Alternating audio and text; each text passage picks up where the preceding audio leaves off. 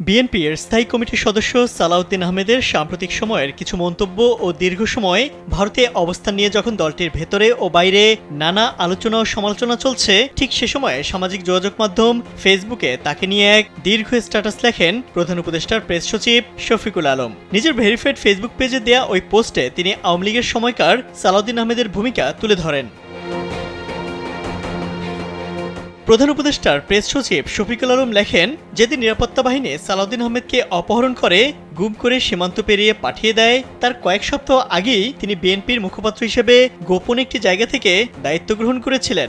সে সময় আওয়ামী লীগ সরকার দলটির উপর ব্যাপক দমনপীড়ন চালাচ্ছিল।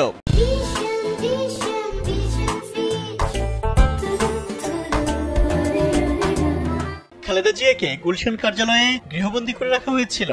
দলের শীর্ষ নেতারা কেউ আত্মগোপনে চলে যান, কেউ বা পুলিশের বিশেষ শাখা বা র্যাবের হাতে গ্রেফতার হন। সে সময় প্রতিদিন সালাউদ্দিন আহমেদের কাছ থেকে বিবৃতি পেতেন বলে জানান শফিকুল আলম। তার বিবৃতিগুলো প্রতিবেদনে ব্যাপকভাবে ব্যবহার করা হতো বলে জানান তিনি। প্রেস সচিব লেখেন, সেই বিবৃতির লেখাগুলো ছিল প্রচণ্ড শক্তিশালী, নিখুঁত ও তাৎপর্যপূর্ণ। শফিকুল আলম বলেন, আমি সবসময় মনে করি রুহুল কবির রিজভী দেশের অন্যতম নিবেদিত একজন রাজনৈতিক কর্মী, কিন্তু তার লেখা বিবৃতিগুলো ছিল জটিল ও দুর্বোধ্য। সেখান থেকে শক্তিশালী কোনো উদ্ধৃতি বের করা কঠিন হতো।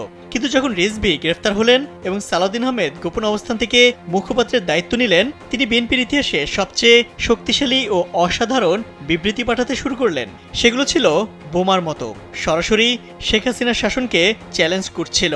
ভাষা ছিল কঠোর, সরাসরি এবং সবসময় লক্ষ্যভেদী। উপদেষ্টার প্রেস সচিব লেখেন, আমরা নিরাপদ সূত্র থেকে জানতে পারি শেখ হাসিনা এতটাই ক্ষিপ্ত হয়ে পড়েন যে তিনি সালাউদ্দিন আহমেদকে ধরতে অভিযান চালানোর নির্দেশ দেন। সালাউদ্দিন আহমেদের পরিণতি কি হতে পারে তা অনুমেয় ছিল। ঠিকই 2015 সালের শুরুর দিকে একদিন সালাউদ্দিন আহমেদ অপহরণ এবং তারপর গুমের শিকার হন।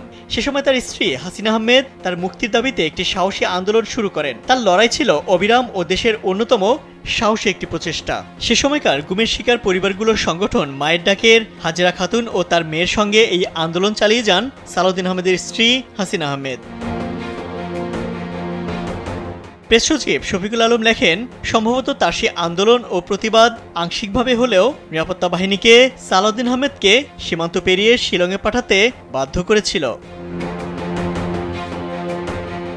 অধিকাংশ মানুষ, যাদের মধ্যে বিএনপির অনেক তরুণও রয়েছে, যারা কিনা দিন দিন আরও অসহিষ্ণু হয়ে উঠছে এবং তারা দলটির এই সাহসী অধ্যায়গুলো ভুলে গেছে। সালাউদ্দিন আহমেদকে উল্লেখ করে প্রেস সচিব লেখেন, আমরা তার বিরুদ্ধে কিছু ঘৃণ্য অপপ্রচার দেখলাম, কিন্তু আমাদের মনে রাখতে হবে এই সংগ্রামগুলোই শেখ হাসিনার সবচেয়ে নিষ্ঠুর শাসনামলে তাকে চ্যালেঞ্জ করেছিল। দুর্ভাগ্যজনকভাবে অধিকাংশ মানুষ আমাদের রাজনৈতিক সংগ্রামের সেই গৌরবোজ্জ্বল অধ্যায় ভুলে গেছে। ভালো সময় যেন সব খারাপ স্মৃতিকেই মুছে দিয়েছে।